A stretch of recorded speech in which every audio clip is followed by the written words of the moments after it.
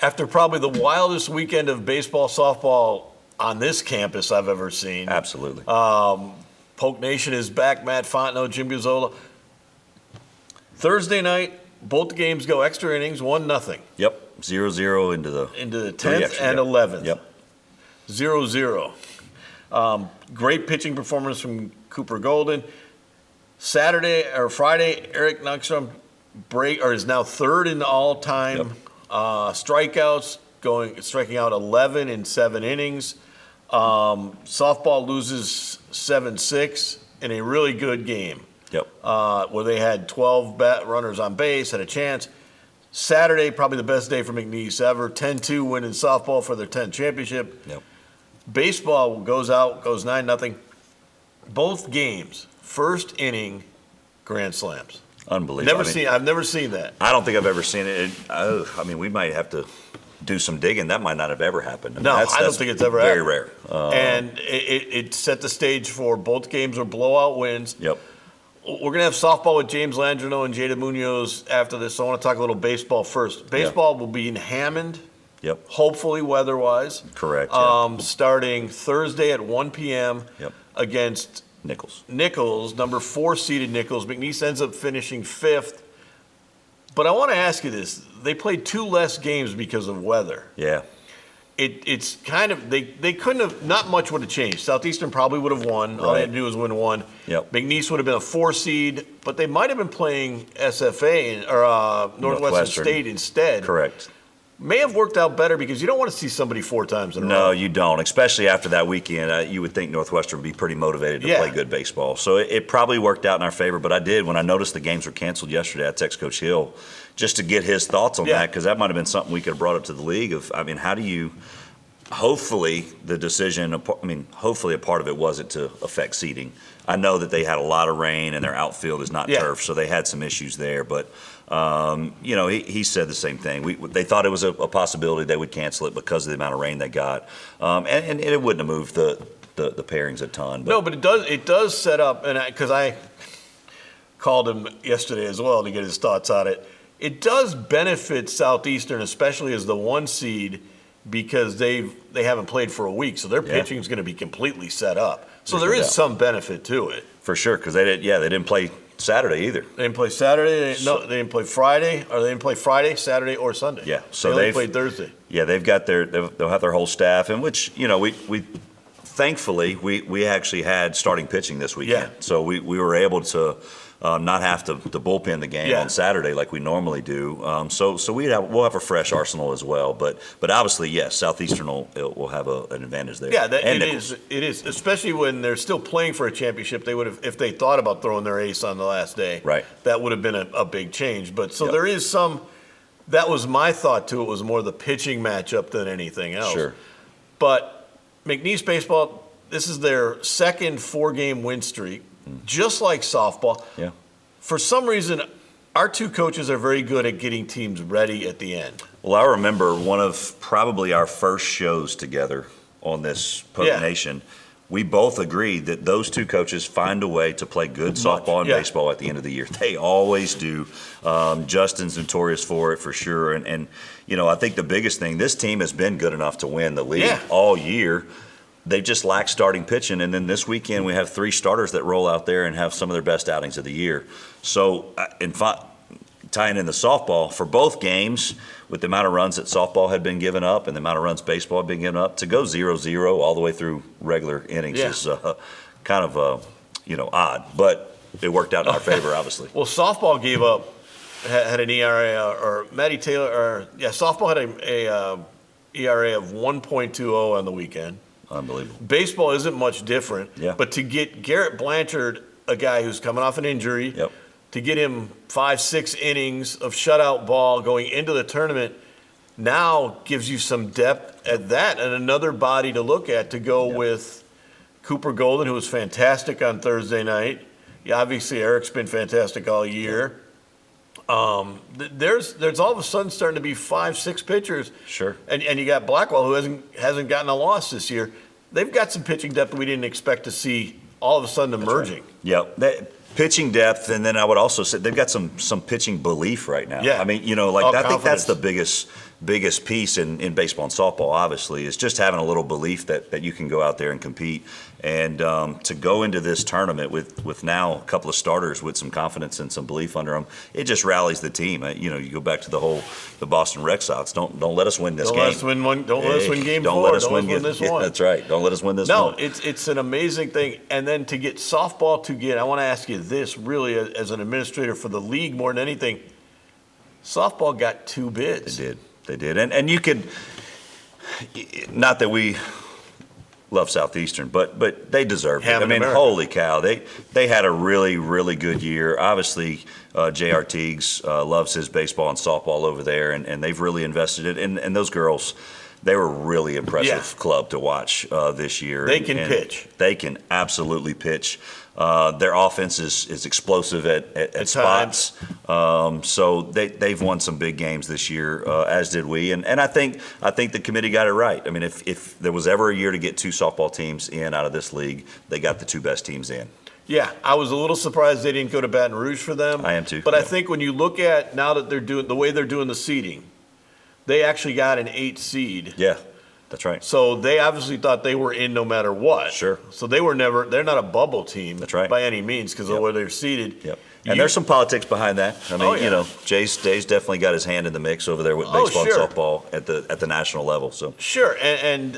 But what I want to see that go on for the league. Absolutely. I think the league needs to do more of that because this is a league that has taken a step up in softball. Last year, I thought they should have had 2 in baseball. Yeah, that's right. And I thought the fact that they didn't politic enough in baseball hurts them because that's what it is all about politics now all that. It is. Lamar was very deserving last year in baseball and didn't get in. You're right. When we come back, we'll have Jada Muñoz and James Landreneau from softball after this. Well, it's game day at the Legacy Center, and the McNeese Cowboys are warmed up and ready to play. Cowboys have a new player this year, number 22, Katie Ferdinandson. This girl loves basketball and McNeese so much she can't wait to get out on the floor. And we're off. Shoemate tips the brewer, and there goes Katie.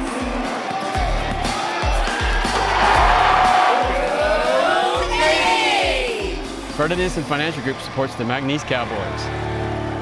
The Cowboys are going to do some really big things. Really big.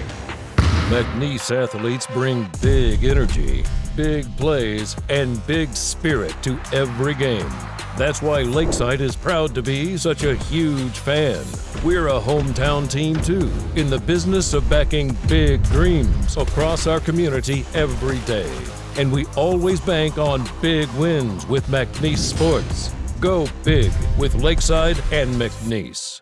Join Don's Wash Club and score big on clean rides all season. Unlock discounts on washes, interior cleanings, oil changes, and more. Whether you're tailgating or heading home after the game, keep your ride looking like a pro. Not ready to commit? No worries. Scan the QR code on screen to see what we're all about. Enjoy your ride with Don's on McNeese, Ryan, and Nelson.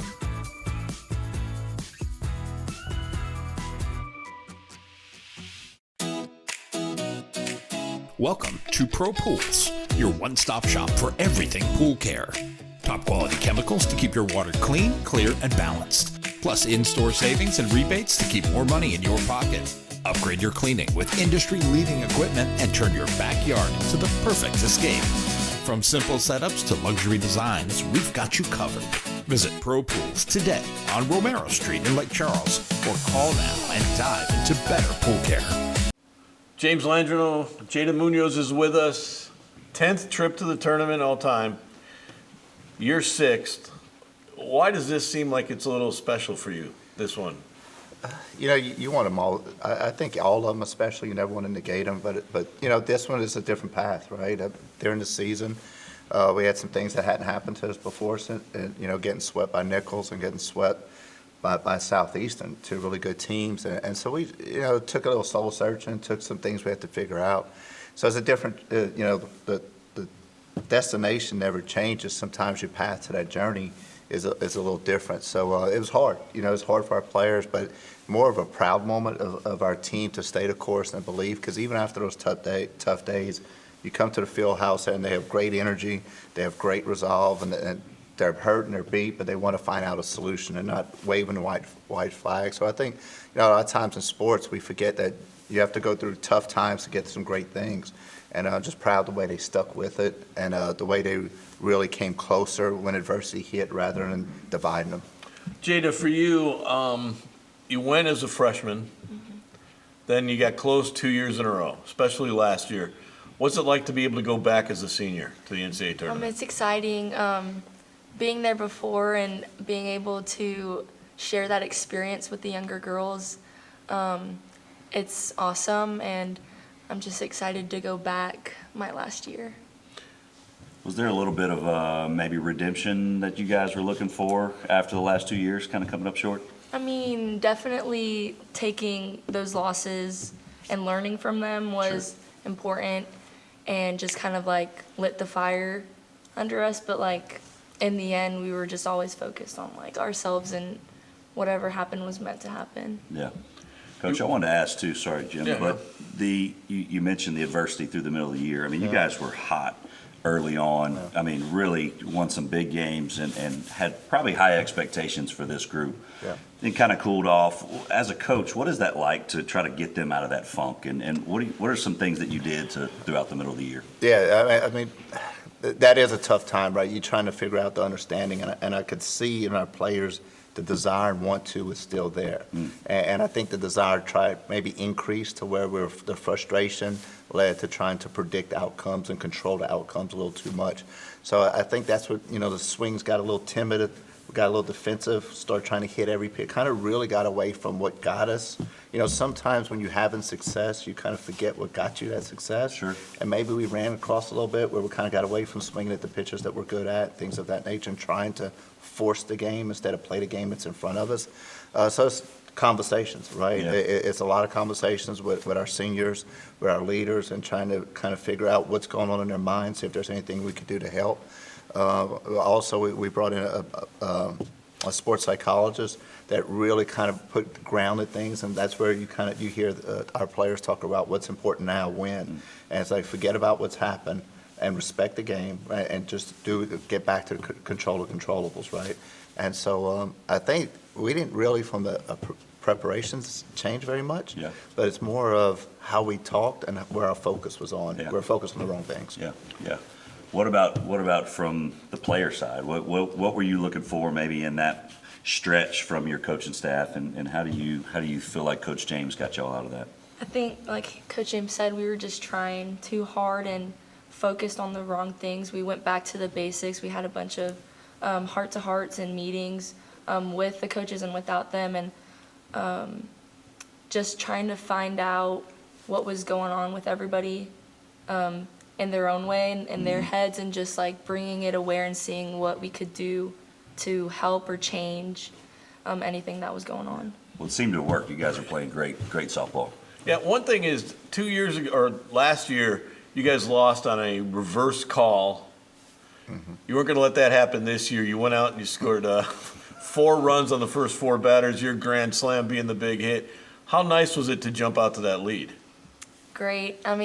Being down yesterday early was hard, and then being able to come back the next day and jump on them early was just taking the momentum from them, not letting them have any hope that we weren't going to win. And you said you didn't think it was out. You said No, I didn't.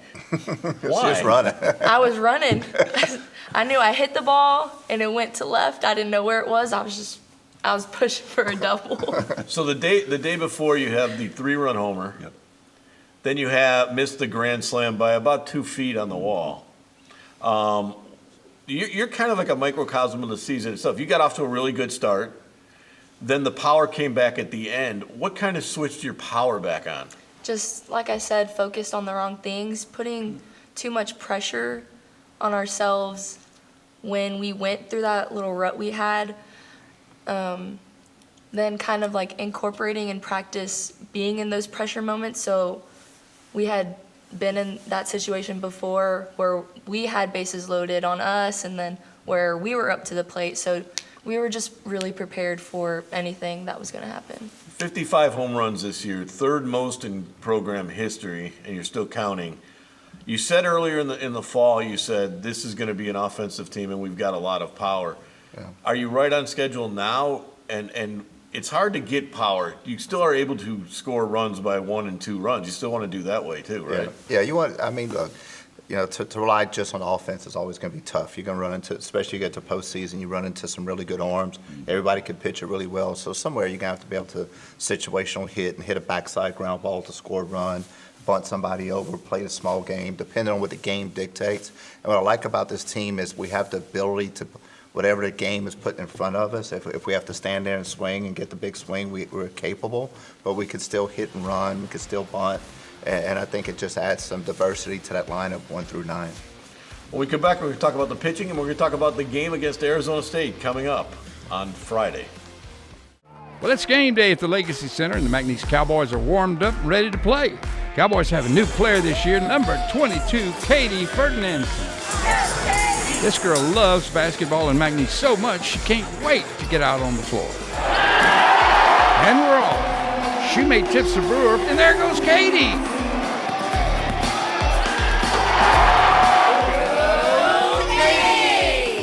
Ferdinandson Financial Group supports the McNeese Cowboys. The Cowboys are going to do some really big things. Really big. McNeese athletes bring big energy, big plays, and big spirit to every game. That's why Lakeside is proud to be such a huge fan. We're a hometown team too, in the business of backing big dreams across our community every day. And we always bank on big wins with McNeese Sports. Go big with Lakeside and McNeese. Join Don's Wash Club and score big on clean rides all season. Unlock discounts on washes, interior cleanings, oil changes, and more. Whether you're tailgating or heading home after the game, keep your ride looking like a pro. Not ready to commit? No worries. Scan the QR code on screen to see what we're all about. Enjoy your ride with Don's on McNeese, Ryan, and Nelson.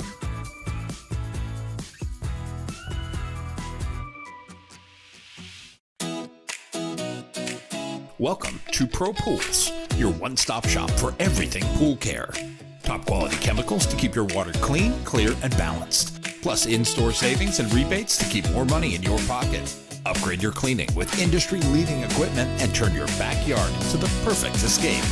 From simple setups to luxury designs, we've got you covered. Visit Pro Pools today on Romero Street in Lake Charles, or call now and dive into better pool care. Back with James Landreneau and Jada Muñoz. And before we get into the upcoming tournament, I got to ask you this.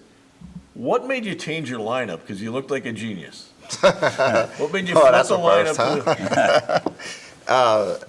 You're talking about for the last final game? Yeah, the last game. Thanks for noticing, Jim. We just felt right there. Jada was seeing the ball, having some really good at-bats. Same thing with Corinne, has really played well the last few weeks. And, throughout the year, we've kind of shuffled a little bit, depending on if someone was we felt someone was pressing a little bit and trying to do too much. And Riley Cloud has been great for us all season long, but just felt like I wanted to see her kind of get back to herself a little bit and just make that move. And like me and her had a conversation before, hey, it's just trying to give you a different look. Sometimes that's all we need is a small change. And we're fortunate it worked out, but it makes me look like a genius when I got great players, right? Speaking of that lineup, I've been fascinated all year with how you guys have been able to score. Excuse me, you girls have been able to score all year. I mean, the long ball, the small ball. What is it like hitting in that lineup with so many talented hitters around you? I mean, anybody at any time can have the big moment, the big at bat. So it takes the pressure off. Sure. Really, just knowing that we're all hitters. We all, like Coach James said, we can bunt, we can slash, we practice all of that. So it takes the pressure off, really. Yeah, awesome. But you're not just a power team because you are hitting 324 as a team, which will be, if you can continue that, will be the highest in the program history. You got a leadoff hitter that's hitting 445. Yeah, man, I tell you. And you have a leadoff hitter basically batting ninth now in Nigel Fontenot. What's it like to have two? I mean, you can just roll it over. Yeah, look, we're fortunate to have some talent, right? Cassie Chance is really turning on as of late. Kid works really hard, just a really bright mind when it comes to offense. Understands her swing, understands how not to do too much. what I like about Cass right now, she's able to tone it down and spray it the other way, but she's had some really good barrels for some extra base hits on the pull side, and she can still bunt and get on. And I think her pitch selection has gotten so much better with the maturity.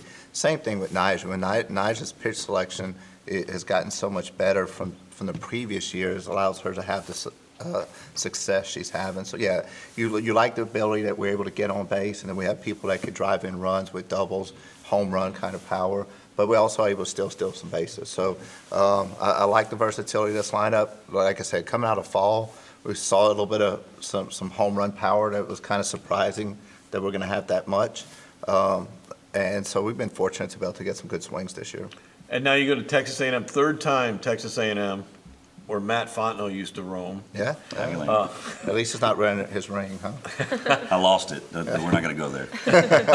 But there's there is some, at least you're used to the site. You've played Arizona State in the tournament twice before at Baton Rouge. You went 1-1 against them, so there is some familiarity a little bit with it. But what do you like about going to Texas A&M? I mean, one thing is it's a bus ride, right? We're not having to worry about travel. Is I guess a little bit more flexible, for us when we want to leave and get there. It's going to be great for our fan base. I think we'll have fans that'll be able to travel. It's very accessible. It's a great environment, beautiful stadium. They're going to be professional how they run their regional. They run a really good program far as the facilities go. And then it's great teams, right? It's you're going to face Arizona. You get to regional play, everybody's good. Let's be real. The matchup at Arizona State's obviously coming off a hot weekend where they won the Big 12 tournament. They're going to have two really good arms that they're going to roll out there, and we'll see 67, 68. That'll be a little bit different than what we've seen up until this point recently. So we'll just have to really be prepared to make that adjustment as we move forward this week. So what do you do to prepare your team for a regional format like this? Obviously, you can't scout, or I say you can't. It's a little tougher to scout multiple teams, just like you did for the regional play or the pod play. But how do you get your team prepared? Yeah, I mean, for one is, I was watching pitchers last night. They'll have machines set up today to kind of try to mimic those pitchers and the velocities and their best pitches. What we feel is their 1 and 2 best pitch that they have in their arsenal. So we'll try to look at it that way. We'll face a lot of live pitching the next couple of days. It's hard to duplicate the velocity. The machines will do that as well, and we should be able to duplicate the movement with those. So that's one thing we do, and we'll go through our basics. One thing we like to do every week is what Jada alluded to earlier, is putting our players in situations that are going to, in batting practice, it's not just getting your cuts in, it's situational hitting. With a runner at third, hey, we got runners in second, making sure we're familiar so when those moments come up, it's not foreign. And then we've actually started doing some things just, when we felt like maybe our nerves were getting to us, we implement some crowd noise and BP just to try to make it a little chaotic so they have to be able to regain their focus and not pay attention to surroundings. Yeah. So, Jada, you mentioned a while ago being able to share this regional moment with some of the younger players. How do you, as a senior, I guess, calm the nerves or maybe get them prepared for what to expect this weekend? Just sharing with them how exciting it was to go to Washington, and I mean, we talked about it a lot. I don't think there's really any nerves, kind of just trying to be present in the moment, taking every day by day. And when we get to play, we'll get there, but just gonna enjoy it. Keep everything the same. Yeah. The fact that you guys, Jada, have played 15 Power 4 teams already, how much does that help you guys to know you can play, you've beaten 8 of them, know you can play against this type of competition going into a regional? It definitely prepares us, puts us in a good mindset and kind of build that confidence going into it, as well as like already playing at A&M. We know the atmosphere, we practiced on their field before, so I mean, we're just excited to go play, really. 17-3 since the last time you were at A&M. How are you a different team? Yeah, that's such a good question. I mean, players are saying, I think the mindset's the difference right now. I think we just really got back to the very basics where we had some success early in the season. Players did a really good job with pitch selection early. Each player knows what they're good at, and I think there's a point in the time where we're trying to be good at everything instead of just going back. And what made us a unique team was everybody had something different to bring to the table. And we kind of got away, and we all started to try to be the exact same person. And right now, I see our team has really gotten back to their own individual strengths, which makes the whole team better. And so I think that's the biggest difference I see. And then the maturity factor. And I think that's kind of confidence that's going with it. But, we had some tough situations in the nickel series, right? And when I walked up to the circle, I looked in our players' faces and I seen calmness. I seen total, there's no panic, there's no fear. And, man, that's them. That they count, they know they put in the work and time, and I think they just really bought into trusting the process right now. When we come back, we'll talk a little bit more about the tournament. I want to thank you guys for being here. We'll get Matt's final thoughts. Also, Hammond Regional for baseball. In the bracket play for McNeese, it will be at the College Station Regional, the 10th trip, a record Southland Conference 10th trip. Okay. And they open up Friday afternoon, 3:30 Lake Charles time, and you can watch that on ESPN streaming. So we'll be back after this. Welcome to Pro Pools, your one-stop shop for everything pool care. Top quality chemicals to keep your water clean, clear, and balanced. Plus in-store savings and rebates to keep more money in your pocket. Upgrade your cleaning with industry-leading equipment and turn your backyard into the perfect escape. From simple setups to luxury designs, we've got you covered. Visit Pro Pools today on Romero Street in Lake Charles, or call now and dive into better pool care. Join Don's Wash Club and score big on clean rides all season. Unlock discounts on washes, interior cleanings, oil changes, and more. Whether you're tailgating or heading home after the game, keep your ride looking like a pro. Not ready to commit? No worries. Scan the QR code on screen to see what we're all about. Enjoy your ride with Don's on McNeese, Ryan, and Nelson.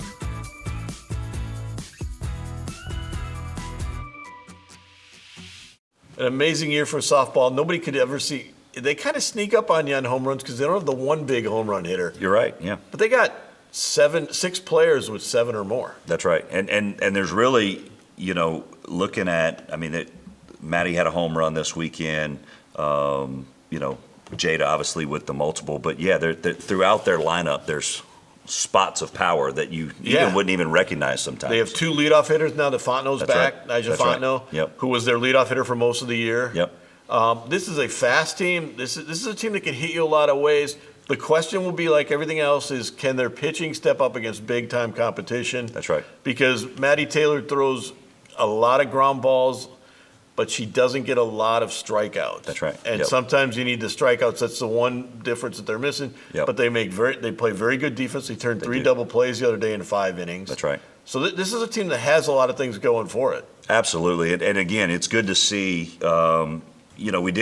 Maddie won some big games early in the year and then kind of went on a lull where we started giving up quite a bit of runs. And so for her to have the weekend she had on the mound is going to be big for them going into the weekend. Again, she's not a swing and miss type of arm, but we do play really good defense. You look at the way that we can score runs,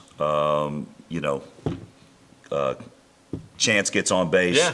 Maddie bunts her over. We drive them in. Well, then the other night, Maddie's the one that drives in the winning run. So like this offense can score in so many different ways. It's as deep as a softball lineup as I've ever seen. I would agree. It's an interesting group. The other thing is they're not afraid of the moment because they played 15 games and went 8-7 against Power 4 teams. Yeah. They've been in this. They played the number 1 team when Texas Tech was here. That's right. You looked at as the pairings came up yesterday. I noticed they played somebody from that region. That's they right. played somebody from almost every regional. Yep. And they didn't shy away with it. Obviously, we had the LSU game last week was not great. Yeah, it was a nothing game. It was a tough game in a tough spot. Yeah, but you look at the games that we even lost in those scenarios with Texas Tech. The star pitcher. We battled, and we have faced arms that I really don't think we're going to be surprised this weekend when we go into College Station. College Station, 3:30. That's Davis Diamond, where Matt Fontenot used to roam. I love some College Station. We'll see you next week on Polk Nation.